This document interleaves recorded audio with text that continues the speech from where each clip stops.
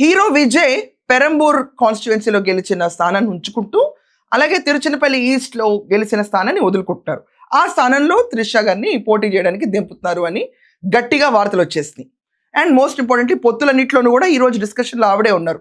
అమిత్ షాతో మళ్ళీ మాట్లాడుతున్నారు. ఎందుకంటే అన్నాడీఎంకే వాళ్ళు కూడా హ్యాండ్ ఇచ్చేసారు. అక్కడ కాంగ్రెస్ వాళ్ళు కూడా డిఎంకే వదిలి మేము రాము అని చెప్పి వాళ్ళు సంకేతం ఇవ్వడంతో పొత్తుల విషయం కూడా మాట్లాడడానికి ఆవిడే యాక్టివ్ రోల్ తీసుకున్నారు. సో ఇప్పుడు తిరుచినపల్లి ఈస్ట్ నుంచి త్రిష పోటీ చేస్తున్నారు.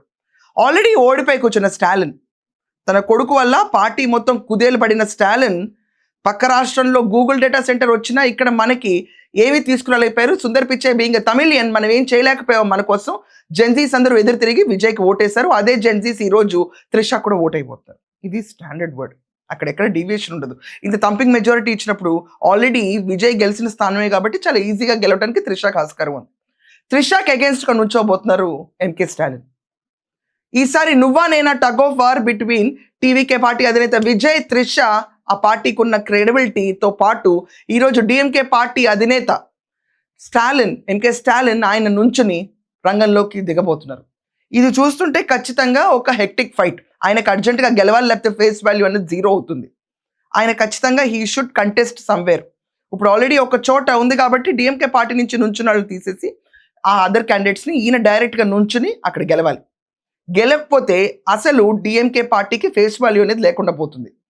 నెక్స్ట్ టైం ఏమవుతుంది, ఇప్పుడు సెకండ్ లార్జెస్ట్ కింద ఎమర్జ్ అయిన డిఎంకే, ఏడిఎంకే మళ్ళీ పవర్ పుంజుకునే ఆస్కారం ఉంటుంది. సో డైరెక్ట్గా త్రిషాని ఢీకొని ఒకవేళ స్టాలినే గెలిస్తే అప్పుడు కథ వేరే రకంగా తిరుగుతుంది. అప్పుడు విజయ్ నుంచున్న చోటే మళ్ళీ స్టాలిన్ ఓడిచ్చారు అన్న వర్డ్ బయటకు వస్తుంది. అదొక పవర్ గేమ్ కింద వెళ్తుంది. పొరపాటున స్టాలిన్ అక్కడ కూడా ఓడిపోయారు అనుకోండి, కేల్కతం. స్టాలిన్కే కాదు, డిఎంకే కాదు, మొత్తం పార్టీకి ఫేస్ వాల్యూ హుష్ అటాక్ అవుతుంది. బట్ ఇప్పుడు త్రిష మీద స్టాలిన్ నుంచోవడం అనేది ఖచ్చితంగా రాజకీయ పరిణామాలు చాలా మారుతాయి. అలాగే క్యాంపెయిన్స్ జరుగుతాయి.